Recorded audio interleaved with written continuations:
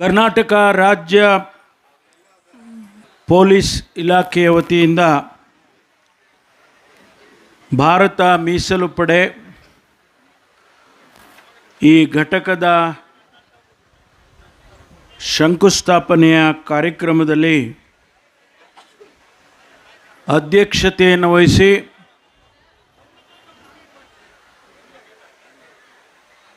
ತಮ್ಮೆಲ್ಲರಿಗೂ ಕೂಡ ಅನೇಕ ವಿಚಾರಗಳನ್ನು ಮಾತನಾಡಿ ತಮ್ಮ ಕ್ಷೇತ್ರದ ಅಭಿವೃದ್ಧಿಯ ಬಗ್ಗೆ, ಮುಂದಿನ ಅಭಿವೃದ್ಧಿಯ ಬಗ್ಗೆ ಒಂದು ನೀಲಿ ನಕ್ಷೆಯ ರೀತಿಯಲ್ಲಿ ನಮ್ಮ ಮುಂದೆ ತಿಳಿಸಿದಂಥ ಕರ್ನಾಟಕ ರಾಜ್ಯ ಕರಕುಶಲ ಅಭಿವೃದ್ಧಿ ನಿಗಮದ ಅಧ್ಯಕ್ಷರು, ತಮ್ಮೆಲ್ಲರ ಅಚ್ಚುಮೆಚ್ಚಿನ ಶಾಸಕರು ಆಗಿರ್ತಕ್ಕಂಥ ಸಹೋದರಿ ಶ್ರೀಮತಿ ಡಾಕ್ಟರ್ ರೂಪಕಲಾ ಶಶಿಧರ್ ಅವರೇ, ಅದೇ ರೀತಿ ಕರ್ನಾಟಕ ನಗರ ಮೂಲಸೌಕರ್ಯ ಅಭಿವೃದ್ಧಿ ಮತ್ತು ಹಣಕಾಸು ನಿಗಮ ಇದರ ಅಧ್ಯಕ್ಷರಾಗಿರ್ತಕ್ಕಂಥ ಬಂಗಾರಪೇಟೆಯ ಶಾಸಕರೂ ಆಗಿರ್ತಕ್ಕಂಥ ತಮ್ಮೆಲ್ಲರ ಅಚ್ಚುಮೆಚ್ಚಿನ ನಾಯಕರಾದ ನಾರಾಯಣಸ್ವಾಮಿಯವರೇ, ನಮ್ಮ ಇಲಾಖೆಯಲ್ಲಿ ಹಿರಿಯ ಅಧಿಕಾರಿಯಾಗಿ ಅನೇಕ ಹುದ್ದೆಗಳನ್ನು ಅಲಂಕರಿಸಿ ಪೊಲೀಸ್ ಮಹಾನಿರ್ದೇಶಕರಾಗಿ ಇವತ್ತು ಈ ಕಾರ್ಪೊರೇಷನ್ನಿನ ಅಧ್ಯಕ್ಷರು ಆಗಿರ್ತಕ್ಕಂಥ ಅರುಣ್ ಚಕ್ರವರ್ತಿಯವರೇ, ಮಾಜಿ ಶಾಸಕರು, ನನ್ನ ಆತ್ಮೀಯ ಸ್ನೇಹಿತರು ಆಗಿರ್ತಕ್ಕಂಥ ಸನ್ಮಾನ್ಯ ನಾರಾಯಣಸ್ವಾಮಿಯವರೇ, ಈ ಕಾರ್ಯಕ್ರಮದಲ್ಲಿ ಉಪಸ್ಥಿತರಿರ್ತಕ್ಕಂಥ ನಮ್ಮ ಇಲಾಖೆಯ ಕೇಂದ್ರ ವಲಯದ ಮಹಾನಿರೀಕ್ಷಕರು ಆತ್ಮೀಯರಾದ ಲಾಬುರಾಮ್ರವರೇ,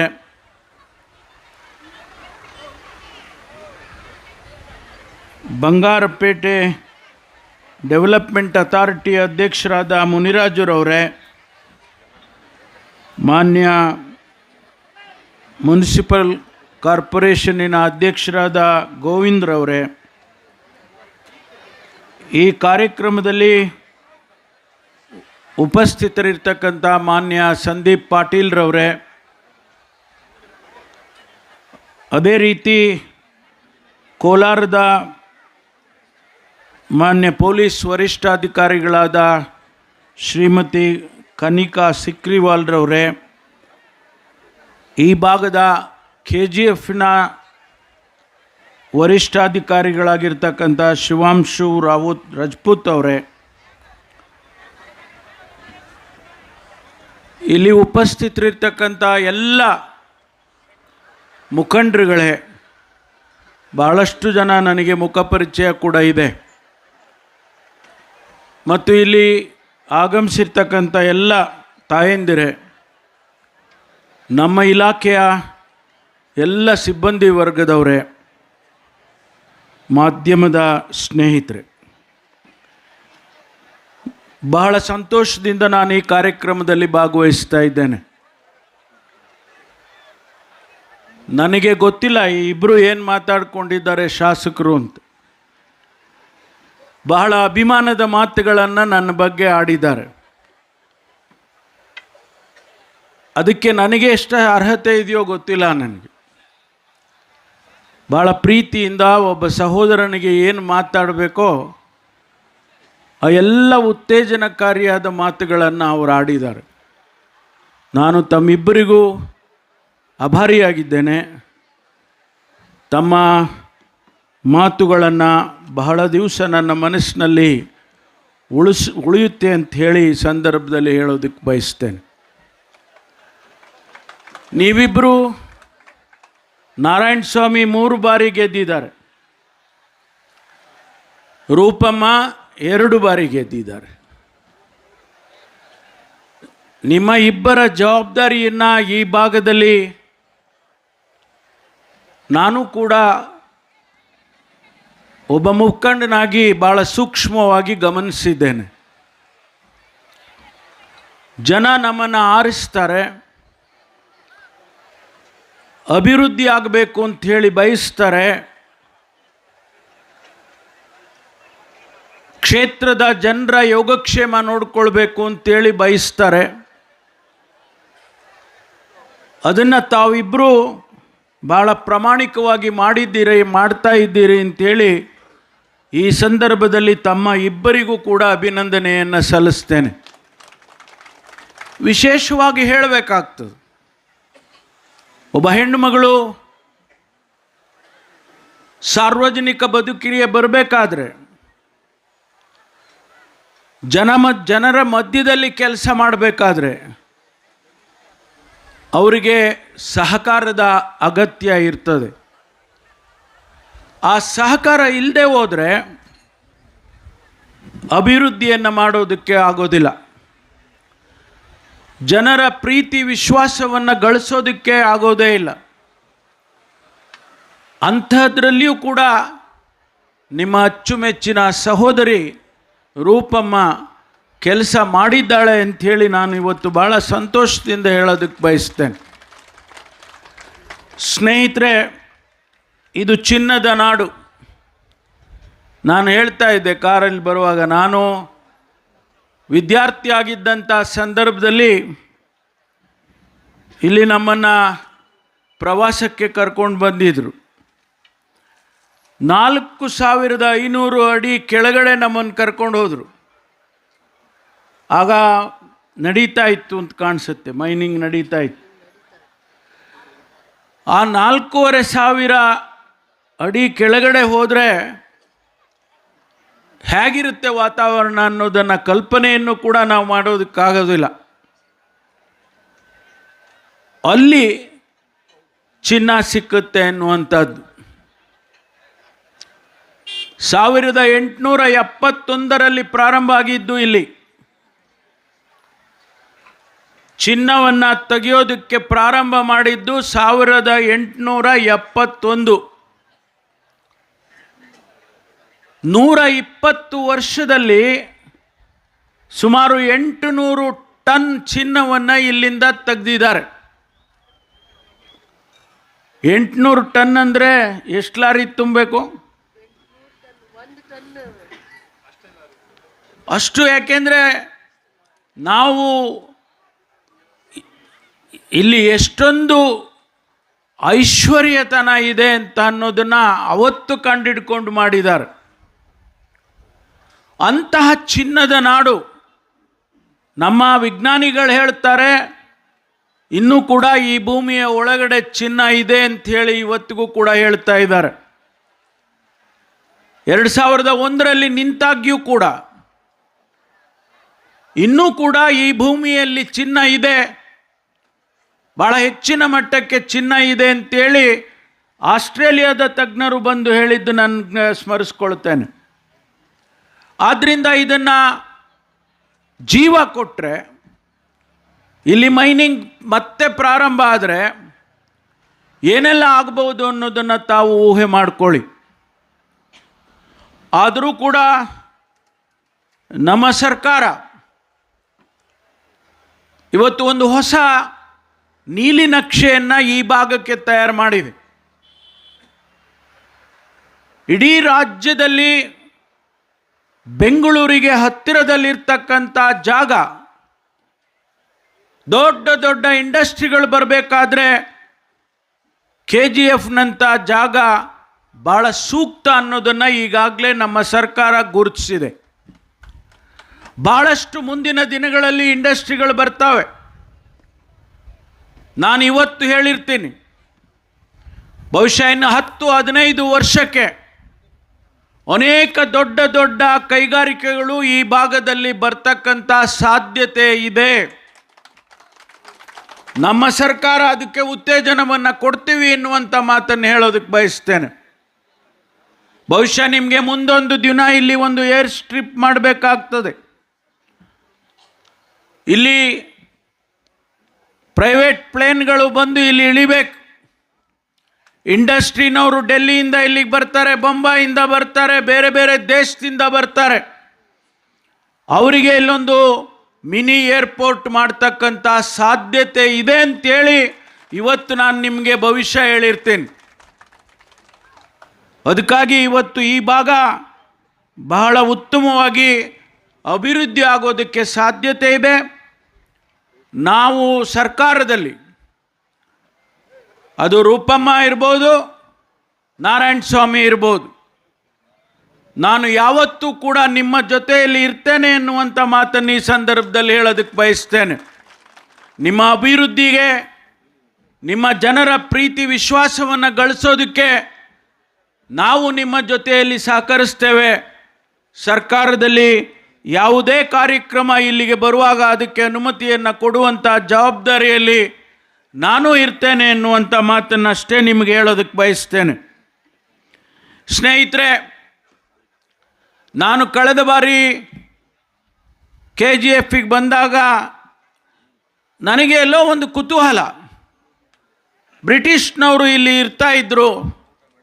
ಈ ಹಳೆಯ ಕಟ್ಟಡಗಳನ್ನೆಲ್ಲ ನೋಡಿದರೆ ಆ ಇತಿಹಾಸದ ಜ್ಞಾಪಕ ಬರುತ್ತೆ, ಇಲ್ಲಿ ನಡೀತಕ್ಕಂಥ ವಿದ್ಯಮಾನಗಳ ಜ್ಞಾಪಕ ಬರುತ್ತೆ. KGF ಬರೀ ಇಷ್ಟೇ ಅಲ್ಲ, KGF ಲಂಡನ್ನಲ್ಲಿ ಕೂಡ ಪ್ರಖ್ಯಾತಿಯನ್ನು ಪಡೆದಿದ್ದನ್ನು ಸ್ಮರಿಸ್ಕೋಬೇಕು. ಯಾಕೆಂದರೆ ಈ ಬ್ರಿಟಿಷ್ನವ್ರಿಗೆ ಚಿನ್ನ ಕಂಡ್ರೆ ಭಾಳ ಇಷ್ಟ ಅಂತೆ. ಅದಕ್ಕೆ ಅವರು ಕೂಡ KGFನ್ನು ಅಲ್ಲಿ ಕನಿಷ್ಠ ಒಂದು ಅರ್ಧ ಡಜನ್ನು ಜಿಮ್ಖಾನಗಳಲ್ಲಿ KGFನ ಕ್ಲಬ್ಬಿಗೆ ಮೆಂಬರ್ಶಿಪ್ಪನ್ನು ಕೊಟ್ಟಿದ್ದಾರೆ.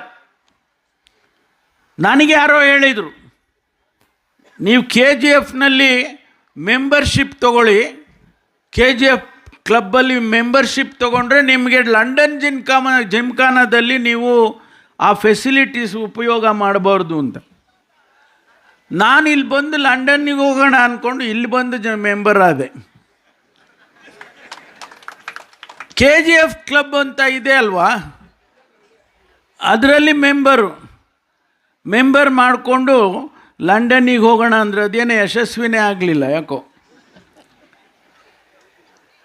ಅಂತಹ ಒಳ್ಳೆಯ ನಿಮಗಿರ್ತಕ್ಕಂಥ ಅವಕಾಶಗಳು ಇವತ್ತು ಆ ಸಂದರ್ಭದಲ್ಲಿ ಬಂದಾಗ 100 ಇಯರ್ಸ್ ಮೇಲೆ ಇರ್ತಕ್ಕಂಥ ಒಂದು ಪೊಲೀಸ್ ಸ್ಟೇಷನ್ ನೋಡಬೇಕು ಅಂತೇಳಿ ನಾನು ಅಂದ್ಕೊಂಡೆ. ಆಗ ನಾನು ಕರ್ಕೊಂಡು ಹೋದರು. ಅಲ್ಲಿ ಯಾವುದೋ ಹೆಸರು ಮರೆತುಬಿಟ್ಟಿದೆ, ಮುರುಗಂಪೇಟ್ಗೆ ಹೋಗಿ ಅಲ್ಲಿ ಹಳೇ ಪೊಲೀಸ್ ಸ್ಟೇಷನನ್ನು ನೋಡಿದೆ. ಅಲ್ಲಿ ಹೋಗಿ ನೋಡಿದ ಮೇಲೆ ನನಗೆ ಅಷ್ಟರಲ್ಲಿ ಆಗಲೇ ನನಗೆ ಕೇಂದ್ರ ಸರ್ಕಾರದಿಂದ ನಮಗೆ ಅನುಮತಿ ಬಂದಿತ್ತು 2 ರಿಸರ್ವ್ ಬೆಟಾಲಿಯನ್ ಕೊಡ್ತೇವೆ ಅಂತ. ನಾನು ಅಲ್ಲಿ ನನ್ನ ತಲೆಗೆ ಬಂತು, ಯಾಕೆ ನಾನು KGFಗೆ ಬೇಕಾದಷ್ಟು ಜಮೀನಿದೆ, ಇಲ್ಲಿ ಒಂದು ಮಾಡ್ಬೋದಲ್ಲ ಅಂಥೇಳಿ. ನಮಗೆ ಬೆಂಗಳೂರಿಗೂ ಹತ್ತಿರ ಇರ್ತದೆ, ಅದಕ್ಕೋಸ್ಕರ ಬೆಂಗಳೂರಿಗೂ ಉಪಯೋಗಿಸ್ಬೋದು ಮತ್ತು ಈ ಭಾಗಕ್ಕೂ ಕೂಡ ಉಪಯೋಗ ಆಗುತ್ತೆ ಅಂಥೇಳಿ ರೂಪಮ್ಮ ಅವ್ರನ್ನ ಕೇಳಿದೆ, ಒಂದು 100 ಎಕರ್ಸ್ ಜಮೀನು ಕೊಡ್ತೀಯಮ್ಮ ಅಂತ. ಅವರು ಯಾಕೆ ಅಂತ ಕೇಳಲಿಲ್ಲ, ಏನೋ ಇರ್ಬೋದು, ನನ್ನ ಸ್ವಂತಕ್ಕೆ ತಗೊಳಕ್ಕೆ ಇರ್ಬೋದೇನೋ ಅಂದ್ಕೊಂಡ್ರೇನೋ. ಅವರು ನಮ್ಮೂರಲ್ಲಿರೋ ಜಮೀನೇ ಸಾಕಮ್ಮ ನನಗೆ. ಆಗ ಅವರು ಹೇಳಿದರು, ಇಲ್ಲ ಅಣ್ಣ ಕೊಡಿಸ್ತೀನಿ ಅಂತೇಳಿ ಅವರು ನನಗೆ ಒಂದು ಗ್ರೀನ್ ಸಿಗ್ನಲ್ ಥರ ಕೊಟ್ಟರು. ನಾರಾಯಣ ಸ್ವಾಮಿನ ಕೇಳಿದೆ, ನಾರಾಯಣ ಸ್ವಾಮಿ ಇವರಿಬ್ಬರದು ಬಾರ್ಡ್ರಲ್ಲ, ಅದಕ್ಕೆ ಇಬ್ಬರು ಬಾರ್ಡ್ರ್ ಇರಲಿ ಅಂತೇಳಿ ಈ 100 ಎಕರೆ ಜಮೀನನ್ನು ಗುರುತಿಸಿ ಒಂದು ರಿಸರ್ವ್ ಬೆಟಾಲಿಯನನ್ನು ಇಲ್ಲಿಗೆ ಮಂಜೂರು ಮಾಡಿದ್ದೇನೆ. ಸುಮಾರು 530 ಕೋಟಿ ರೂಪಾಯಿ ಇಲ್ಲಿಗೆ ಹಾಕ್ತೀವಿ. ಒಂದಲ್ಲ ಎರಡಲ್ಲ, ಲಾಟ್ರಿ ಹೊಡೆದಂಗೆ ಇದು ಇವರಿಬ್ಬರಿಗೂ. ಅಂದರೆ ಅವರಿಗೇನು ಸಿಗೋದಿಲ್ಲ ಬಿಡಿ. 530 ಕೋಟಿ ರೂಪಾಯಿ ಇಲ್ಲಿ ಖರ್ಚು ಮಾಡ್ತೇವೆ. ಈಗ 30 ಕೋಟಿ ರೂಪಾಯಿಗೆ ಅಡಿಗಲ್ ಹಾಕಿದ್ದೇವೆ. ನಮ್ಮ MD ಅವ್ರಿಗೆ ಕೇಳಿದೆ, ಎಷ್ಟು ದಿವಸದಲ್ಲಿ ಕೆಲಸ ಸ್ಟಾರ್ಟ್ ಮಾಡ್ತೀರಿ ಅಂತ. ಯಾಕೆಂದರೆ ನನಗೆ ಸ್ವಲ್ಪ ಈ ಕಟ್ಟಡ ಕಟ್ಟೋದ್ರ ಬಗ್ಗೆ ಅನುಭವ ಇದೆ, ಕಾಂಟ್ರಾಕ್ಟ್ರಲ್ಲ ನಾನು. ಆದರೆ ಅನುಭವ ಯಾಕಿದೆ ಅಂದರೆ ನಮ್ಮ ಕಾಲೇಜ್ನಲ್ಲಿ ಕಟ್ಟಡಗಳು ಕಟ್ಟಿಸ್ತಾ ಇರ್ತೀವಿ ಆಗಾಗ್ಗೆ. ನಾನು ಅವ್ರಿಗೆ ಹೇಳಿದೆ, ಇವಾಗ ಅಡಿಗಲ್ಲಿ ಹಾಕಿದ್ದೀನಪ್ಪ, ಇನ್ನು ಎಷ್ಟು ದಿವಸದಲ್ಲಿ ಮುಗಿಸ್ತೀರಾ ಅಂತ. ಇಂಥ ಪ್ರಶ್ನೆಗಳು ಕೇಳೋದಿಲ್ಲ ಅವ್ರಿಗೆ. ಯಾಕೆಂದ್ರೆ ಅವ್ರು ಹೇಳಿದ್ರು, ಸರ್ ಈಗ ತಾನೇ ಟೆಂಡರ್ ಕರೆದುಬಿಟ್ಟಿದ್ದೀವಿ, ಆಗಲೇ ಇನ್ನು 15 ದಿವಸಕ್ಕೆ ಟೆಂಡರು ಪ್ರಕ್ರಿಯೆ ಮುಗಿಯುತ್ತೆ, ಇನ್ನು 1 ತಿಂಗಳೊಳಗಾಗಿ ಇಲ್ಲಿ ಕೆಲಸ ಪ್ರಾರಂಭ ಆಗಬೇಕು. ಅದನ್ನು ನಾನು ಈಗಾಗಲೇ ಸೂಚನೆಯನ್ನು ಕೊಟ್ಟಿದ್ದೇನೆ, ಅವರು ಒಪ್ಕೊಂಡಿದ್ದಾರೆ. 11 ತಿಂಗಳಲ್ಲಿ ಫಸ್ಟ್ ಫೇಸ್ 30 ಕೋಟಿ ರೂಪಾಯಿ ಕೆಲಸ ಮುಗಿಯುತ್ತೆ. ನಿಮಗೆ 1,000 ಜನ ಅವರ ಕುಟುಂಬಗಳು ಇರ್ತವೆ, ಮತ್ತು ಯಾರು ಮದುವೆ ಆಗಿಲ್ಲ, ಮಕ್ಕಳಿಲ್ಲ, ಅವರು ಕೂಡ ಇರ್ತಾರೆ. ಯಾಕೆಂದರೆ ನಮ್ಮ ಇಲಾಖೆಯಲ್ಲಿ ಸ್ವಲ್ಪ ನಿಧಾನವಾಗಿ ಮದುವೆ ಆಗ್ತಾರೆ ಪೊಲೀಸ್ನವರು, ಅಲ್ವೇನಪ್ಪ? ನಾವು ಈಗ ಅವರಿಗೆ ಕೂಡ ಕ್ವಾರ್ಟರ್ಸ್ ಕಟ್ಟಿ ಇಲ್ಲಿ 1,000 ಪೊಲೀಸ್ನವರು ಇಲ್ಲಿ ಟ್ರೈನಿಂಗ್ ಪಡ್ಕೊಂಡು ಇಲ್ಲಿ ಇರ್ತಾರೆ. ಅದಕ್ಕಾಗಿ ಭಾಳ ಸಂತೋಷದಿಂದ ನಾನು ಈ ಒಂದು ಅಡಿಗಲ್ಲನ್ನು ಹಾಕಿದ್ದೇನೆ ಅಂತೇಳಿ ನಾನು ಈ ಸಂದರ್ಭದಲ್ಲಿ ಹೇಳೋದಕ್ಕೆ ಬಯಸ್ತೇನೆ. ಪೊಲೀಸ್ ಇಲಾಖೆಯಲ್ಲಿ ನಾರಾಯಣ ಸ್ವಾಮಿ ಅವರು ಹೇಳಿದಾಗೆ ಇದು 3ನೇ ಬಾರಿ ಪೊಲೀಸ್ ಮಂತ್ರಿ ನಾನು. ಸಾಕಣ ಅನ್ಬೇಡ, ಅದು ಯಾಕೆ ನನಗೆ ಕೊಡ್ತಾರೋ ಗೊತ್ತಿಲ್ಲ. ನನಗೆ ಹೋಗಿ ಹೇಳಿ ಕೇಳಿ ನಾನು ಜೋರಾಗಿ ಮಾತಾಡೋದಿಲ್ಲ, ಭಾಳ ಮೆಲ್ಲಗೆ ಮಾತಾಡ್ತೀನಿ ಅಂತ ಎಲ್ಲ ಹೇಳ್ತಾರೆ. ಆದರೆ ಪೊಲೀಸ್ ಇಲಾಖೆ ಮಾತ್ರ ನನಗೆ ಕೊಡ್ತಾರೆ. ಆದರೂ ನನ್ನ ಇರ್ತಕ್ಕಂಥ ಒಂದಿಷ್ಟು ನಾಲೆಡ್ಜ್ನಲ್ಲಿ 3 ಬಾರಿ ಪೊಲೀಸ್ ಇಲಾಖೆಯನ್ನು ಸಮರ್ಥವಾಗಿ ನಡೆಸಿದ್ದೇನೆ ಅಂಥೇಳಿ ಅವ್ರು ಯಾರು ನನ್ನನ್ನು ಅಸಮರ್ಥ ಮಂತ್ರಿ ಅಂತ ಹೇಳ್ತಾರಲ್ಲ ಅವ್ರಿಗೆ ಸಂದೇಶ ಕೊಡ್ತಾ ಇದ್ದೀನಿ. ಅವನು ಅವನಿಗೆ ಗಂಧ ಗೊತ್ತಿಲ್ಲ, ಗಾಳಿ ಗೊತ್ತಿಲ್ಲ. ಏನಾದರೂ ಒಂದು ಮರ್ಡರ್ ಆದರೆ ಪರಮೇಶ್ವರ ಅಸಮರ್ಥ. ಈ ಟೀಕೆ ಟಿಪ್ಪಣಿಗಳಿಗೆ ಜಗ್ಗೋ ನನ್ನ ಮಗ ಅಲ್ಲ ನಾನು. ಯಾಕೆ ಈ ಮಾತನ್ನು ಹೇಳ್ತೇನೆ ಅಂದರೆ, ಬಾಬಾ ಸಾಹೇಬ್ ಅಂಬೇಡ್ಕರ್ ಅವರ ಅನುಯಾಯಿಗಳು ನಾವು. ಬಾಬಾ ಸಾಹೇಬ್ ಅಂಬೇಡ್ಕರ್ ಈ ದೇಶದಲ್ಲಿ ಪ್ರತಿಯೊಬ್ಬ ವ್ಯಕ್ತಿಗೆ ಸಮಾನತೆಯಿಂದ ಬದುಕಬೇಕು, ಧೈರ್ಯದಿಂದ ಬದುಕಬೇಕು, ಅದನ್ನು ಕಲಿಸ್ಕೊಟ್ಟು ಹೋಗಿದ್ದಾರೆ ನಮಗೆ. ಇವತ್ತು ನಾವು ಹೋರಾಟ ಮಾಡ್ತಾ ಇರ್ತಕ್ಕಂಥದ್ದು, ಈ ದೇಶದಲ್ಲಿ ಶೋಷಿತ ಸಮುದಾಯ ಹೋರಾಟ ಮಾಡ್ತಾ ಇರ್ತಕ್ಕಂಥದ್ದು ಸಮಾನತೆಗೆ ಹೋರಾಟ ಮಾಡ್ತಾ ಇದ್ದೀವಿ. ಯಾವ ಬಾಬಾ ಸಾಹೇಬ್ ಅಂಬೇಡ್ಕರ್ ತಾನು ವಿದ್ಯಾಭ್ಯಾಸವನ್ನು ಮಾಡೋದಕ್ಕೆ ಪಟ್ಟಂಥ ಕಷ್ಟ ನಮ್ಮ ಮಕ್ಕಳಿಗೆ ಬರಬಾರ್ದು. ಆ ಶೋಷಿತ ಸಮುದಾಯ ಅಂತೇಳಿದರೆ ಬರೀ SC STಗಳಷ್ಟೇ ಅಲ್ಲ, ಯಾರು ಬಡವರಿದ್ದಾರೆ, ಯಾರು ಈ ದೇಶದಲ್ಲಿ ಹುಟ್ಟಿ ನಂದು ಇದು ಭಾರತ ಅನ್ನೋರು ಇದ್ದಾರೆ, ಅವರಿಗೂ ಕೂಡ ಇದು ಅನ್ವಯಿಸುತ್ತೆ ಅನ್ನೋ ಮಾತನ್ನು ಹೇಳ್ತೇನೆ. ಅದಕ್ಕಾಗಿ ಇವತ್ತು ನಾವು ಪೊಲೀಸ್ ಇಲಾಖೆಯಲ್ಲಿ ಅನೇಕ ಉತ್ತಮವಾದ ಕೆಲಸಗಳನ್ನು ಮಾಡಿದ್ದೇನೆ ನಾನು. ಇವತ್ತು 40,712 ಮನೆಗಳನ್ನು ನಮ್ಮ ಪೊಲೀಸ್ ಸಿಬ್ಬಂದಿಗಳಿಗೆ ಕಟ್ಟುವಂಥ ಕೆಲಸ ಮಾಡಿದ್ದೇವೆ. ಒಂದು ಬಾರಿ ನಾನು ನಮ್ಮ CIR ಹೆಡ್ ಕ್ವಾರ್ಟರ್ಸಿಗೆ ಹೋದೆ. ಅಲ್ಲಿ ಆ ಕ್ವಾರ್ಟರ್ಸ್ಗಳು ನೋಡೋಣ ಅಂತ ಹೋದೆ. ಅವರು ಜೀವನ ಮಾಡ್ತಕ್ಕಂಥ ಸಂದರ್ಭ ನೋಡಿದರೆ ಯಾರು ಮನುಷ್ಯರು ಜೀವನ ಮಾಡುವಂಥದ್ದಲ್ಲ. ಒಂದು ಸಣ್ಣ ಕೊಠಡಿಯಲ್ಲಿ ಗಂಡ ಹೆಂಡತಿ ಮಕ್ಕಳು, ಅಡುಗೆ ಅಲ್ಲೇ ಆಗಬೇಕು, ಬಾತ್ರೂಮಲ್ಲೇ ಆಗಬೇಕು. ಇಂಥದ್ದನ್ನು ನಾವು ನಮ್ಮ ಪೊಲೀಸ್ನವ್ರಿಗೆ ಕೊಡಬೇಕಾ? ಯಾರೋ ಕಾಲದಲ್ಲಿ, ಬ್ರಿಟಿಷ್ನವ್ರ ಕಾಲದಲ್ಲಿ ಆ ಪರಿಸ್ಥಿತಿಗೆ ಅವರನ್ನು ಇಟ್ಟಿದ್ರು.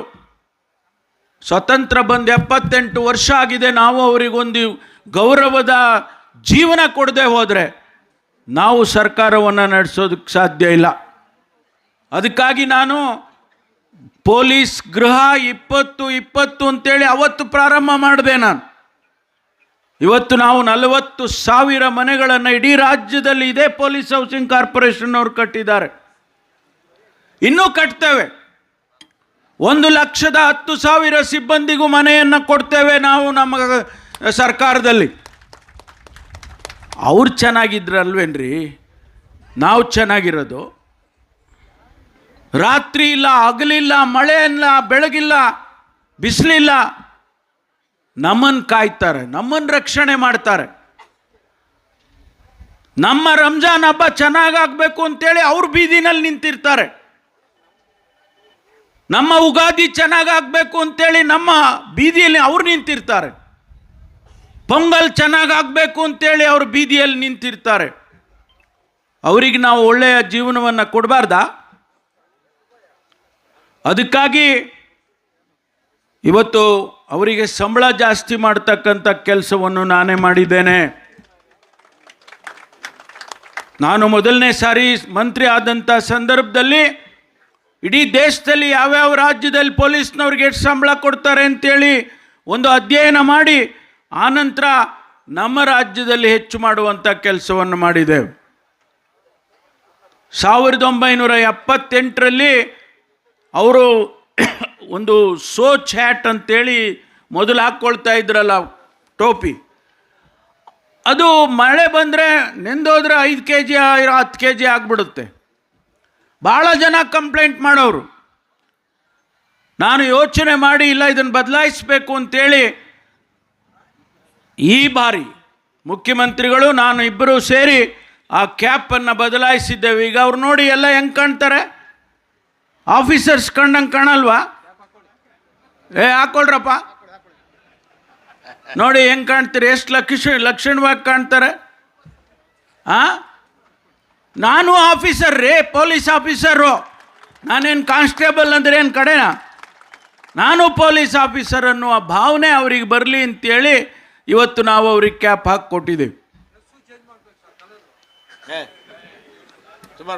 ಆಯ್ತು, ನೀನು ಸಲಹೆ ಕೊಡಪ್ಪ, ನೀನು ಕೇಳೋಣ. ಇವತ್ತು ಅವರಿಗೆ ಇನ್ಸ್ಪೆಕ್ಟರ್ಗಳಲ್ಲಿ ಟ್ರಾನ್ಸ್ಫರ್ಸ್ ಮಾಡುವಂಥದ್ದು 1 ವರ್ಷಕ್ಕೊಂದು ಸಾರಿ ಟ್ರಾನ್ಸ್ಫರ್ ಆಗ್ತಾಯಿತ್ತು. ಅವನಿನ್ನೂ ರಿಪೋರ್ಟ್ ಮಾಡ್ಕೊಂಡಿಲ್ಲ, ಆಗಲೇ ಟ್ರಾನ್ಸ್ಫರಿಗೆ ಹೆಂಗಪ್ಪ ನಾನು ಎಲ್ಲಿ ಹೋಗಬೇಕು, ನನ್ನನ್ನು ಟ್ರಾನ್ಸ್ಫರ್ ಮಾಡ್ತಾರೆ ಅನ್ನುವಂಥ ಪರಿಸ್ಥಿತಿಯಲ್ಲಿ ಅವರು ಇರ್ತಾಯಿದ್ರು. ಕಾನೂನಾತ್ಮಕವಾಗಿ ಇವತ್ತು 2 ವರ್ಷ ಅವರನ್ನು ಮುಟ್ಟಬಾರ್ದು ಅಂತೇಳಿ ಮಾಡಿದ್ದೇನೆ. 2 ವರ್ಷ ಆ ಪೊಲೀಸ್ ಸ್ಟೇಷನಲ್ಲಿ ಇರಬೇಕು. ಆದರೆ 2 ವರ್ಷ ಇರ್ತೀನಿ ಅಂತೇಳಿ ಏನು ಬೇಕಾದರೂ ಮಾಡೋದಕ್ಕೆ ಅವಕಾಶ ಇಲ್ಲ. ಪ್ರಾಮಾಣಿಕವಾಗಿ ನೀವು ಜನರ ಕೆಲಸ ಮಾಡಬೇಕು ಅಂತೇಳಿ ನಿಮಗೆ 2 ವರ್ಷ ಮಾಡಿಕೊಟ್ಟಿದ್ದೇವೆ. ಅನೇಕ ಬದಲಾವಣೆಗಳನ್ನು ತಂದಿದ್ದೇನೆ ಪೊಲೀಸ್ ಇಲಾಖೆಯಲ್ಲಿ. ಇವತ್ತು ನಮ್ಮ ಪೊಲೀಸ್ ಇಲಾಖೆ ಸಮರ್ಥವಾಗಿ ಕೆಲಸ ಮಾಡ್ತಾ ಇದೆ. ನಿನ್ನೆ ನಾವು ಪೊಲೀಸ್ ಕಾನ್ಫರೆನ್ಸ್ ಮಾಡಿದೋ ಬೆಂಗಳೂರಲ್ಲಿ. ಎಲ್ಲ ಹಿರಿಯ ಪೊಲೀಸ್ ಅಧಿಕಾರಿಗಳನ್ನು ಕರೆಸಿ ನಾವು ಮೀಟಿಂಗ್ ಮಾಡಿದೋ. ಅಲ್ಲಿ ಇಡೀ ದೇಶದಲ್ಲಿ ನ್ಯಾಯವನ್ನು ಒದಗಿಸುವಂಥ ದೃಷ್ಟಿಯಲ್ಲಿ ಕರ್ನಾಟಕ ನಂಬರ್ 1 ಇಡೀ ದೇಶದಲ್ಲಿ. ಅದು ಸುಮ್ಮನೆ ಬಂದ್ಬಿಡುತ್ತಾ? ಅವ್ರು ಕೆಲಸ ಮಾಡಿದ್ರಲ್ಲ ಬರೋದು. ಇವತ್ತು ನಾನು ಒಂದು ಕಾರ್ಯಕ್ರಮ ಕೊಟ್ಟಿದ್ದೇನೆ, ಮನೆ ಮನೆಗೆ ಪೊಲೀಸ್. ಯಾಕೆ ಕೊಟ್ಟೆ ಅಂದರೆ ನಾನು ಮನೆ ಮನೆಗೆ ಕಾಂಗ್ರೆಸ್ ಮಾಡಿದವನು. ನಾನು ಮನೆ ಮನೆಗೆ ಕಾಂಗ್ರೆಸ್ ಅಂತ ಮಾಡಿದ್ದೆ ನಾನು ಅಧ್ಯಕ್ಷ ಇದ್ದಾಗ. 2013ರಲ್ಲಿ ಅಧಿಕಾರಕ್ಕೆ ಬರೋದಕ್ಕೆ ಅದೂ ಒಂದು ಕಾರಣ. ನಮ್ಮ ಕಾರ್ಯಕರ್ತರು ಮನೆ ಮನೆಗೂ ಹೋಗಿದ್ದರು. ಅದು ನನ್ನ ತಲೆನಲ್ಲಿತ್ತು, ನಮ್ಮ ಪೊಲೀಸ್ನವ್ರಿಗೆ ಯಾಕೆ ಇದನ್ನು ತರಬಾರ್ದು ಅಂಥೇಳಿ ಮನೆ ಮನೆಗೆ ಪೊಲೀಸ್. ಇವತ್ತು ಇಡೀ ರಾಜ್ಯದಲ್ಲಿ ಪ್ರತಿಯೊಂದು ಮನೆಗೂ ಕೂಡ ನಮ್ಮ ಪೊಲೀಸ್ನವರು ಭೇಟಿ ಕೊಟ್ಟಿದ್ದಾರೆ. ಇಡೀ ರಾಜ್ಯದಲ್ಲಿ ನಿಮ್ಮಲ್ಲಿ ಬಂದಿಲ್ಲ ಅಂತ ಹೇಳಿದರೆ ನೀವು ಪೊಲೀಸ್ನವ್ರನ್ನ ಕೇಳ್ಬೋದು, ನೀವು ಯಾಕೆ ನಮ್ಮ ಮನೆಗೆ ಬಂದಿಲ್ಲ ಅಂತ. ನಿಮಗೂ ಅವರಿಗೂ ಒಂದು ಸಂಬಂಧ ಬೆಳಿಬೇಕು, ಒಂದು ಪ್ರೀತಿ ವಿಶ್ವಾಸ ಬೆಳಿಬೇಕು. ನಿಮ್ಮ ಆ ಬೀದಿಯಲ್ಲಿ ಯಾರಿದ್ದಾರೆ ಅಂತೇಳಿ ನಮ್ಮ ಪೊಲೀಸ್ನವರಿಗೆ ಗೊತ್ತಿದ್ದರೆ ಯಾರು ಅಪರಾಧ ಮಾಡೋರಿದ್ದರೂ ಗೊತ್ತಾಗುತ್ತೆ, ಯಾರು ಒಳ್ಳೆಯವರಿದ್ದರೂ ಗೊತ್ತಾಗುತ್ತೆ, ಎಲ್ಲವೂ ಕೂಡ ತಿಳಿಯುತ್ತೆ ಅಂಥೇಳಿ ಆ ಮನೆ ಮನೆಗೆ ಪೊಲೀಸ್ ಅನ್ನುವಂಥದ್ದನ್ನು ಮಾಡಿದ್ದೇನೆ. ಅದೇ ರೀತಿ ಇನ್ನೂ ಅನೇಕ ಕೆಲಸಗಳನ್ನು ಮಾಡಿ ಇವತ್ತು ಪೊಲೀಸ್ ಇಲಾಖೆ ಒಂದು ಸುಭದ್ರವಾಗಿರ್ತಕ್ಕಂಥ ಇಲಾಖೆ. ನಾನು ಅವರಿಗೆ ಭರವಸೆ ಕೊಟ್ಟಿದ್ದೇನೆ. ಮುಖ್ಯಮಂತ್ರಿಗಳಿಗೆ ಮಾತನಾಡಿ ಏನು ಇನ್ನೂ ಕೂಡ ಖಾಲಿ ಇರ್ತಕ್ಕಂಥ ಹುದ್ದೆ 15,000 ಹುದ್ದೆಗಳು ಖಾಲಿ ಇದ್ದಾವೆ. ನಾನು ಈ ಬಾರಿ ಕನಿಷ್ಠ 10,000 ಆದರೂ ನಾನೀಗ ತುಂಬುತ್ತೇನೆ, ಬಿಡೋದಿಲ್ಲ. ಈ ಬಡ್ಜೆಟ್ನಲ್ಲಿ ಮಾನ್ಯ ಮುಖ್ಯಮಂತ್ರಿಗಳಿಗಾಗಲೇ ಹೇಳಿದ್ದೇನೆ, ನಾನು 10,000 ಆದರೂ ನಾನು ತುಂಬುತ್ತೇನೆ. ಸಬ್ ಇನ್ಸ್ಪೆಕ್ಟರ್ ರೆಕ್ರೂಟ್ ಮಾಡಬೇಕು. ನಾನು ಯಾರನ್ನು ಟೀಕೆ ಮಾಡೋಕ್ಕೆ ಹೋಗೋದಿಲ್ಲ. ಹಿಂದಿನ ಸರ್ಕಾರದಲ್ಲಿ ಪೊಲೀಸ್ ಸ್ಕ್ಯಾಮ್ ಆಯಿತು, PSI ಸ್ಕ್ಯಾಮ್ ಆಯಿತು. 545 ಜನ ಸಬ್ ಇನ್ಸ್ಪೆಕ್ಟರ್ ಆಗೋದು ನಿಂತೋಯ್ತು, ಕೋರ್ಟಿಗೆ ಹೋಯ್ತು. ಕಳೆದ 5 ವರ್ಷ ಒಬ್ಬ ಸಬ್ ಇನ್ಸ್ಪೆಕ್ಟರ್ನ ನಾವು ರೆಕ್ರೂಟ್ ಮಾಡೋದಕ್ಕೆ ಸರ್ಕಾರದಲ್ಲಿ ಆಗಲಿಲ್ಲ. ಆದರೆ ಈ ಬಾರಿ ಈ ವರ್ಷ ಅದನ್ನೆಲ್ಲ ಬಗೆಹರಿಸಿ 900 ಜನ ಸಬ್ ಇನ್ಸ್ಪೆಕ್ಟರ್ನ ನೇಮಕ ಮಾಡಿದ್ದೇನೆ. ಇವತ್ತು ಅವರೆಲ್ಲ ಟ್ರೈನಿಂಗಲ್ಲಿದ್ದಾರೆ. ಬಹುಶಃ ಇನ್ನೊಂದು 2-3 ತಿಂಗಳಲ್ಲಿ ಅವರು ಫೀಲ್ಡಿಗೆ ಬರ್ತಾರೆ. ಅವಶ್ಯಕತೆ ಯಾಕಿದೆ? ಪೊಲೀಸಿನ ಅವಶ್ಯಕತೆ ಯಾಕಿದೆ? ಇವತ್ತು ಆಧುನಿಕತೆ ಅನೇಕ ಸವಾಲುಗಳನ್ನು ನಮ್ಮ ಮುಂದೆ ಎಸೀತಾರೆ. ಒಂದು ಕಡೆ ಟೆಕ್ನಾಲಜಿ ಆಗಿದೆ. ಈಗ ತಾನೇ ಆರ್ಟಿಫಿಷಿಯಲ್ ಇಂಟೆಲಿಜೆನ್ಸ್ ಅಂತೇಳಿ ಇವತ್ತು ಅದು ಕೂಡ ಹೊಸದಾಗಿ ಆವಿಷ್ಕಾರ ಬರ್ತಾ ಇದೆ. ಅದಕ್ಕೆ ನಮ್ಮವ್ರು ತಯಾರಾಗಬೇಕು. ಅವರಿಗೆಲ್ಲ 1,10,000 ಜನ ಪೊಲೀಸ್ನವರು ಸೈಬರ್ ಟ್ರೈನಿಂಗನ್ನು ಮಾಡಿಸ್ತೇನೆ. ಈಗಾಗಲೇ ಅದನ್ನು ಪ್ರಾರಂಭ ಮಾಡಿದೆವು. ಯಾವ ಭಾಷೆ ಇರ್ಬೋದು, ಇಂಗ್ಲೀಷ್ ಇರ್ಬೋದು, ಕನ್ನಡ ಇರ್ಬೋದು. ಆದರೆ ಪ್ರತಿಯೊಬ್ಬ ಕಾನ್ಸ್ಟೇಬಲಿಗೂ ಕೂಡ ಸೈಬರ್ ಟ್ರೈನಿಂಗನ್ನು ಕೊಡ್ತಕ್ಕಂಥ ಕೆಲಸ ನಮ್ಮ ಸರ್ಕಾರದಲ್ಲಿ ನಾವು ಮಾಡ್ತೇವೆ. ಆದ್ದರಿಂದ ಸ್ನೇಹಿತರೆ, ಪೊಲೀಸ್ ಅನ್ನತಕ್ಕಂಥದ್ದು ಜನಸ್ನೇಹಿಯಾಗಿರಬೇಕು.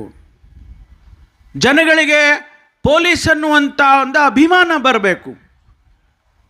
ಕಾನೂನು ಮುರಿಯೋವನಿಗೆ ಅದು ಬೇರೆ ವಿಚಾರ. ಮರ್ಡರ್ ಮಾಡಿದವನಿಗೆ ಸ್ನೇಹತ್ವ ಮಾಡೋಕ್ಕಾಗುತ್ತಾ? ಮರ್ಡರ್ ಮಾಡಿದವನಿಗೆ ಸ್ನೇಹಿತ ಅಂತ ಹೇಳೋಕ್ಕಾಗುತ್ತಾ? ಅದು ಕಾನೂನು ನೋಡಿಕೊಳ್ಳುತ್ತೆ. ಆದರೆ ಸಾಮಾನ್ಯ ಜನ, ಬೀದಿಯಲ್ಲಿರೋನನ್ನು ನಾವು ಸ್ನೇಹತ್ವದಿಂದ, ಸ್ನೇಹ ಭಾವನೆಯಿಂದ ಕಾಣದೆ ಹೋದರೆ ಅದು ಸರಿ ಹೋಗೋದಿಲ್ಲ ಸಮಾಜದಲ್ಲಿ ಅಂಥೇಳಿ ಜನಸ್ನೇಹಿ ಪೊಲೀಸ್ ಆಗಬೇಕು ಅಂಥೇಳಿ ನಾನು ಈಗಾಗಲೇ ಹೇಳಿದ್ದೇನೆ. ಆದ್ದರಿಂದ ಪೊಲೀಸ್ ಇಲಾಖೆ ಇವತ್ತು ರಾಜ್ಯದಲ್ಲಿ ಸಮರ್ಥವಾಗಿ ಕೆಲಸ ಮಾಡ್ತಾ ಇದೆ, ಮುಂದೆಯೂ ಕೂಡ ಮಾಡುತ್ತೆ ಅಂತೇಳಿ ವಿಶ್ವಾಸ ನನಗಿದೆ. ಒಳ್ಳೊಳ್ಳೆ ಆಫೀಸರ್ಸ್ ಇದ್ದಾರೆ. ಯಾರೋ ಒಬ್ಬರು ಬ್ಲ್ಯಾಕ್ ಶೀಪ್ಸ್ ಇರ್ತಾರೆ, ನಾವೇನು ಮಾಡೋದಕ್ಕಾಗೋದಿಲ್ಲ. ಎಲ್ಲ ಕ್ಷೇತ್ರದಲ್ಲಿ ಇದ್ದಾಗೆ ಪೊಲೀಸ್ ಇಲಾಖೆಯಲ್ಲಿ ಯಾರೋ ಒಬ್ಬ ಬ್ಲ್ಯಾಕ್ ಶೀಪ್ ಇರ್ತಾರೆ. ಆದರೆ ಕಾನೂನಿನ ಪ್ರಕಾರ ಅವರಿಗೆ ಆಗುವಂಥ ಶಿಕ್ಷೆ ಆಗೇ ತೀರುತ್ತೆ ಅನ್ನುವಂಥ ಮಾತನ್ನು ಈ ಸಂದರ್ಭದಲ್ಲಿ ಹೇಳ್ತೇನೆ. ಸ್ನೇಹಿತರೆ, 2023ರಲ್ಲಿ ನಾವು ಚುನಾವಣೆಗೆ ನಿಮ್ಮ ಹತ್ರ ಬಂದ್ವಿ. ತಾವೆಲ್ಲ ಆಶೀರ್ವಾದ ಮಾಡಿದ್ರಿ. ರೂಪಮ್ಮನಿಗೆ ಆಶೀರ್ವಾದ ಮಾಡಿದ್ರಿ, ನಾರಾಯಣ ಸ್ವಾಮಿಗೆ ಆಶೀರ್ವಾದ ಮಾಡಿದ್ರಿ.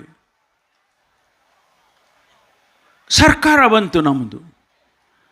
2023 ಚುನಾವಣೆಗೆ ಹೋಗುವಂಥ ಸಂದರ್ಭದಲ್ಲಿ ಪ್ರಣಾಳಿಕೆ ಬರೆಯುವ ಜವಾಬ್ದಾರಿ ನನಗೆ ಕೊಟ್ಟರು ನಮ್ಮ ಪಕ್ಷದವರು. ಆ ಪ್ರಣಾಳಿಕೆಯನ್ನು ತಯಾರು ಮಾಡುವಾಗ ಅನೇಕ ಚರ್ಚೆಗಳನ್ನು ಮಾಡಿ ತಯಾರು ಮಾಡಿದೋ. 5 ಗ್ಯಾರಂಟಿಗಳನ್ನು ನಿಮ್ಮ ಮುಂದೆ ತಂದಿಟ್ಟೋ ನಾವು. ಆ ಪಿಂಕ್ ಕಾರ್ಡನ್ನು ಕೊಟ್ಟೋ ನಿಮಗೆ ಚುನಾವಣೆ ಟೈಮ್ನಲ್ಲಿ. ಅದನ್ನೆಲ್ಲ ಬಿಸಾಕಿದ್ರು ಭಾಳ ಜನ. ಪ್ರತಿಯೊಂದು ಮನೆಗೂ ಆ ಪಿಂಕ್ ಕಾರ್ಡ್ ಕೊಡಬೇಕು ಅಂತೇಳಿ ನಾವು ನಮ್ಮ ಕಾರ್ಯಕರ್ತರಿಗೆ, ಮುಖಂಡರಿಗೆ ಹೇಳ್ದೋ. ಜನ ನಂಬಲಿಲ್ಲ. ಇವರೆಲ್ಲಿ ಕೊಡೋಕ್ಕಾಗುತ್ತೆ, 2,000 ರೂಪಾಯಿ ಇವರೆಲ್ಲಿ ಕೊಡೋಕ್ಕಾಗುತ್ತೆ, ಈ ರೀತಿ ವಿರೋಧ ಪಕ್ಷದವರು ಟೀಕೆ ಟಿಪ್ಪಣಿ ಮಾಡಿದರು. ಇವತ್ತು ಕೋಟ್ಯಾಂತರ ಜನರಿಗೆ ಕರ್ನಾಟಕ ಸರ್ಕಾರ, ಸಿದ್ದರಾಮಯ್ಯನ ಸರ್ಕಾರ ಕೋಟ್ಯಾಂತರ ಜನರಿಗೆ ಕೋಟ್ಯಾಂತರ ರೂಪಾಯಿಯನ್ನು ನಾವು ಇವತ್ತು ಕೊಟ್ಟಿದ್ದೇವೆ. ಆ ತಾಯಂದಿರು ಕೂತಿದ್ದಾರಲ್ಲಿ. ತಿಂಗಳಿಗೆ 2,000 ರೂಪಾಯಿ ಕೊಡ್ತೇವೆ. ಆ 2,000 ರೂಪಾಯಿ ಯಾರೋ ಹಣ ಇರೋರಿಗೆ ಉಪಯೋಗ ಇಲ್ಲದೆ ಇರ್ಬೋದು, ಯಾರು ಕೂಲಿ ಮಾಡ್ತಾರೆ, ಯಾರು ಬೇರೆ ಮನೆಯಲ್ಲಿ ಹೋಗಿ ಕೆಲಸ ಮಾಡ್ತಾರೆ, ಆ ಹೆಣ್ಣು ಮಗಳಿಗೆ 2,000 ರೂಪಾಯಿ ಭಾಳ ದೊಡ್ಡ ಹಣ. ಆ ತಾಯಂದಿರು ಕೂಡಿಟ್ಕೊಂಡು ಮಕ್ಕಳನ್ನು ವಿದ್ಯಾಭ್ಯಾಸ ಮಾಡಿಸಿದ್ದಾರೆ. ಒಬ್ಬ ತಾಯಿ ಕಂಪ್ಯೂಟರ್ ಕೊಡಿಸಿದ್ದಾಳೆ ಕೂಡಿಟ್ಕೊಂಡು, ಕಾಲೇಜ್ ಫೀಸ್ ಕಟ್ಟಿದ್ದಾಳೆ. ನಮ್ಮ ಉದ್ದೇಶ ಯಾರು ಹಣವಂತರಿದ್ದಾರೆ ಅವರಿಗೆಲ್ಲ ನಮ್ಮ ಕೊಡೋದು ಉದ್ದೇಶ, ಯಾರು ಬಡವರಿದ್ದಾರೆ ಅವರಿಗೆ ಕೊಡುವಂಥ ಉದ್ದೇಶದಿಂದ ನಾವು ಕೊಟ್ಟಿದ್ದೇವೆ. ವಿದ್ಯಾರ್ಥಿಗಳಿಗೆ ಗ್ರ್ಯಾಜುಯೇಟ್ಸ್ ಆದಮೇಲೆ ಅವ್ರಿಗೆ ಕೆಲಸ ಸಿಗಬೇಕು, ಅಲ್ಲಿಯವರೆಗೂ ನಾವು ನಿಮ್ಮನ್ನು ನೋಡ್ಕೊಳ್ತೀವಪ್ಪ, 1 ವರ್ಷ ನಿಮ್ಮನ್ನು ನೋಡ್ತೇವೆ ಅಂತೇಳಿ ಅವರಿಗೆ ವಿದ್ಯಾಸಿರಿಯನ್ನು ಕೊಟ್ಟಿದ್ದೇವೆ, ಅಕ್ಕಿ ಹೆಚ್ಚು ಕೊಟ್ಟಿದ್ದೇವೆ. ಆ ತಾಯಂದಿರು ಊರು ಬಿಟ್ಟು ಇನ್ನೊಂದು ಊರಿಗೆ ಹೋದವರಲ್ಲ, ಯಾಕೆಂದರೆ ಗಂಡದಿರು ದುಡ್ಡೇ ಕೊಡಲ್ವಲ್ಲ. ಅದಕ್ಕಾಗಿ ನಾವು ಅವರಿಗೆ ಬಸ್ಸಲ್ಲಿ ಓಡಾಡಿ ಫ್ರೀಯಾಗಿ ಅಂತ ಕೊಟ್ಟಿದ್ದೇವೆ. ಬಹುಶಃ ಅವರು ಈ ಸುತ್ತಮುತ್ತ ಇರೋ ದೇವಸ್ಥಾನಗಳಿಗೆ ಒಂದನ್ನು ಬಿಟ್ಟಿಲ್ಲ ಅಂದ್ಕೊಳ್ತೀನಿ. ಎಲ್ಲರೂ ಓಡಾಡ್ತಾರೆ, ಭಾಳ ಸಂತೋಷದಿಂದ ಓಡಾಡ್ತಾರೆ. ನಮ್ಮ ಸರ್ಕಾರದ ಬದ್ಧತೆ ಆ ಜನರನ್ನು ಬುದ್ಧಿವಂತರನ್ನು ಮಾಡಬೇಕು, ಆರ್ಥಿಕ ಶಕ್ತಿಯನ್ನು ಅವ್ರಿಗೆ ಕೊಡಬೇಕು ಅಂತೇಳಿ ನಾವು ಆ ಜನರ ದೃಷ್ಟಿ ಇಟ್ಕೊಂಡು 5 ಗ್ಯಾರಂಟಿಯನ್ನು ಕೊಟ್ಟಿದ್ದೇವೆ. ಟೀಕೆ ಮಾಡೋರು ಇರ್ತಾರೆ, ವಿರೋಧ ಪಕ್ಷದವರು ಟೀಕೆ ಮಾಡ್ತಾರೆ, ಈ ಹಣ ಕೊಟ್ಟಿದ್ದು ಬೇರೆ ಕೆಲಸಗಳೆಲ್ಲ ನಿಂತೋಗಿದ್ದಾವೆ. ಒಂದು ಮಾತನ್ನು ನಮ್ಮನ್ನು ಟೀಕೆ ಮಾಡೋರಿಗೆ ಹೇಳೋದಕ್ಕೆ ಬಯಸ್ತೇನೆ, ನಾವು ಯಾವ ಕೆಲಸ ನಿಲ್ಲಿಸಿಲ್ಲ. ಹೇಳಿ, ಯಾವ ಕೆಲಸ ನಿಲ್ಲಿಸಿದ್ದೀವಿ? ಯಾವ ನೀರಾವರಿ ಕೆಲಸ ನಿಲ್ಲಿಸಿದ್ದೀವಿ? ಇವತ್ತು ರೂಪಮ್ಮ ಹೇಳಿದ್ರು, ಈಗ ಅಂಬೇಡ್ಕರ್ದು ಅದೇನಮ್ಮ ಕೇಂದ್ರ, ಜ್ಞಾನ ಕೇಂದ್ರ, ಅಂಬೇಡ್ಕರ್ ಜ್ಞಾನ ಭಂಡಾರವನ್ನು ಇಲ್ಲಿಗೆ ಮಾಡ್ತಾ ಇದ್ದಾರೆ. ಈಗ ನಾನು ಕಾರ್ ಇಳಿದು ನೋಡ್ಕೊಂಡು ಬಂದೆ. 8 ಎಕರೆ ಭೂಮಿನಲ್ಲಿ ಸುಮಾರು 15 ಕೋಟಿ ಖರ್ಚು ಮಾಡಿ ಅಂಬೇಡ್ಕರ್ ವಿಚಾರಧಾರೆಗಳನ್ನು ತಿಳಿಸೋದಕ್ಕೆ ಅವರು ಮಾಡ್ತಿದ್ದಾರೆ. ಹಾಗಾದರೆ ಸರ್ಕಾರ ದುಡ್ಡಿಲ್ಲದೆ ಇದ್ರೆ ಇದು ಮಾಡೋಕ್ಕಾಗ್ತಿತ್ತ? ನೀರಾವರಿ ಯೋಜನೆಗಳನ್ನು ಮಾಡ್ತಾ ಇದ್ದೇವೆ, ನಮ್ಮ ಹತ್ರ ದುಡ್ಡಿಲ್ಲದೆ ಇದ್ರೆ ಮಾಡೋಕ್ಕಾಗ್ತಿತ್ತ? ಶಾಲಾ ಕಾಲೇಜುಗಳಲ್ಲಿ ಮಕ್ಕಳಿಗೆ ಹಾಸ್ಟೆಲ್ಗಳು ಕಟ್ತಾ ಇದ್ದೀವಿ, ದುಡ್ಡಿಲ್ಲದೆ ಇದ್ರೆ ಮಾಡೋಕ್ಕಾಗ್ತಿತ್ತ? ಅದಕ್ಕಾಗಿ ಇವತ್ತು ಅವರಿಗೆ ಹೇಳೋದಕ್ಕೆ ಬಯಸ್ತೇನೆ, ನಾವು ಸದೃಢವಾಗಿದ್ದೇವೆ, ಆರ್ಥಿಕವಾಗಿ ಸದೃಢವಾಗಿದ್ದೇವೆ. ಮುಂದಿನ ತಿಂಗಳು ಮಾನ್ಯ ಸಿದ್ದರಾಮಯ್ಯನವರು ಬಡ್ಜೆಟನ್ನು ಮಂಡನೆಯನ್ನು ಮಾಡೋರಿದ್ದಾರೆ. ಹೋದ ಬಾರಿ 4,09,000 ಕೋಟಿ ರೂಪಾಯಿ ಬಡ್ಜೆಟನ್ನು ಮಂಡನೆ ಮಾಡಿದರು. ಈ ಬಾರಿ ಇನ್ನೂ ಹೆಚ್ಚು ಲಕ್ಷ ಕೋಟಿಯನ್ನು ಮಂಡನೆಯನ್ನು ಮಾಡ್ತಾರೆ ಮಾನ್ಯ ಸಿದ್ದರಾಮಯ್ಯನವರು. ಹಾಗಾಗಿ ಇವತ್ತು ನಾವು ಕರ್ನಾಟಕದಲ್ಲಿ ಜನರಿಗೆ ಏನು ಮಾತು ಕೊಟ್ಟಿದ್ದೋ, ಚುನಾವಣೆಯ ಸಂದರ್ಭದಲ್ಲಿ ಏನು ನಾವು ಭರವಸೆ ಕೊಟ್ಟಿದ್ದೋ ಅದೆಲ್ಲವನ್ನು ಕೂಡ ಈಡೇರಿಸ್ತಕ್ಕಂಥ ಕೆಲಸವನ್ನು ಮಾಡಿದ್ದೇವೆ, ಮಾಡ್ತೇವೆ. ಬಹುಶಃ 500ಕ್ಕೂ ಹೆಚ್ಚು ಭರವಸೆಗಳನ್ನು ಕೊಟ್ಟಿದ್ದೇವೆ ನಾವು. ಅಷ್ಟನ್ನೂ ಕೂಡ ನಮ್ಮ ಸಮಯ ಮುಗಿಯೋದ್ರೊಳಗಾಗಿ ನಾವು ಖಂಡಿತವಾಗಿ ಅನುಷ್ಠಾನ ಮಾಡ್ತೇವೆ ಎನ್ನುವಂಥ ಮಾತನ್ನು ಈ ಸಂದರ್ಭದಲ್ಲಿ ನಾನು ಹೇಳೋದಕ್ಕೆ ಬಯಸ್ತೇನೆ. ಸ್ನೇಹಿತರೆ, ತಾವೆಲ್ಲ KGF ಜನ ಭಾಳ ಬಂಗಾರದಂಥವ್ರು, ಅದಕ್ಕೂ ಚಾಪಾಳೆ ಹೊಡಿಯಲ್ವಾ? ಅಲ್ಲ ಕಣ್ರಿ, ನಿಮ್ಮನ್ನು ಬಂಗಾರ ಅಂದರೂ ಹೊಡೆಯೋದಿಲ್ಲ ಅಂದರೆ ಹೆಂಗೆ ಮಾಡೋದು? ಏನಮ್ಮ ಬಂಗಾರ ಅಂದರೂ ಏನು ಚಪ್ಪಾಳೆ ಹೊಡಿದೇ ಇದ್ರೆ ಹೆಂಗೆ? ಆದ್ದರಿಂದ ತಮಗೆಲ್ಲ ಒಳ್ಳೆಯದಾಗಲಿ. ಈ ಕ್ಷೇತ್ರ, ಈ ಭಾಗ ಭಾಳ ದೊಡ್ಡ ಪ್ರಮಾಣದಲ್ಲಿ ಮುಂದಿನ ದಿನಗಳಲ್ಲಿ ಅಭಿವೃದ್ಧಿ ಆಗುತ್ತೆ.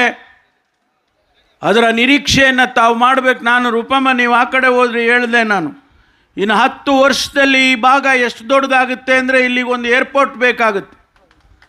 ಈಗಲೇ ನೀವು ಅದಕ್ಕೆ ಅರ್ಜಿ ಹಾಕಿ, ಇಬ್ಬರು ಸೇರ್ಕೊಂಡು ಅರ್ಜಿ ಹಾಕಲೇಬೇಕು. ಮತ್ತು ನೀವಿಬ್ಬರು ಜೊತೆಯಲ್ಲಿ ಕೆಲಸ ಮಾಡಬೇಕು. ಇಬ್ಬರು ಒಟ್ಟಿಗೆ ಒಂದು ಕೈ ಅನ್ನೋ ಥರ ಕೆಲಸ ಮಾಡಿ ಈ ಭಾಗದ ಜನರಿಗೆ ಸುಭಿಕ್ಷತೆ ತಂದು ಅಭಿವೃದ್ಧಿಯನ್ನು ತರಬೇಕು ಅಂತೇಳಿ ನಾನು ಈ ಸಂದರ್ಭದಲ್ಲಿ ಹೇಳಿ ಭಾಳ ವಿಚಾರಗಳನ್ನು ತಮ್ಮ ಮುಂದೆ ಇಟ್ಟಿದ್ದೇನೆ. ಈ ಕೆಲಸ ಭಾಳ ತ್ವರಿತವಾಗಿ ಆಗಲಿ ಇಲ್ಲಿ, ಮತ್ತು 1000 ಜನ ಪೊಲೀಸ್ನವರು ನಿಮ್ಮ ಮಧ್ಯೆ ಇರಲಿ ಹಾಗೆ ಅಂತೇಳಿ ನಾನು ಹಾರೈಸಿ ನನಗೆ ಅವಕಾಶ ಕೊಟ್ಟಿದ್ದಕ್ಕಾಗಿ. ನಾರಾಯಣ ಸ್ವಾಮಿಯವರು ಹುಷಾರಿಲ್ಲ ಅಂದರು. ಹೌದು, ಸ್ವಲ್ಪ ಹುಷಾರಿರಲಿಲ್ಲ. ನಿನ್ನೆ ನಾನು ಸಾಯಂಕಾಲ ಬರೋದಕ್ಕೆ ಸ್ವಲ್ಪ ಡೌಟ್ ಮಾಡ್ಕೊಂಡಿದ್ದೆ ನಾನೇ. ಆಮೇಲೆ ಬೆಳಿಗ್ಗೆ ಎದ್ದಿಲ್ಲ, ಹೋಗ್ಬಿಡೋಣ ಏನೇ ಆಗಿಬಿಡಲಿ ಅಂತ ಹೇಳಿ ಬಂದು ಈ ಈ ಕಾರ್ಯಕ್ರಮದಲ್ಲಿ ಭಾಗವಹಿಸಿದ್ದೇನೆ. ತಮ್ಮೆಲ್ಲರನ್ನ ನೋಡುವಂಥ ಸೌಭಾಗ್ಯ ನನಗೆ ಸಿಕ್ಕಿದ್ದಕ್ಕಾಗಿ ತಮಗೆ ನಮಸ್ಕಾರಗಳನ್ನು ಹೇಳಿ, ಮತ್ತು ಮುಂದೆ ಇದೇ ರೀತಿ ಕಾರ್ಯಕ್ರಮಗಳು ಹೆಚ್ಚೆಚ್ಚಾಗಲಿ ಅಂತೇಳಿ ಆಶಿಸ್ತಾ ನನ್ನ ಮಾತು ಮುಗಿಸ್ತೇನೆ. ಜೈ ಹಿಂದ್, ಜೈ ಕರ್ನಾಟಕ.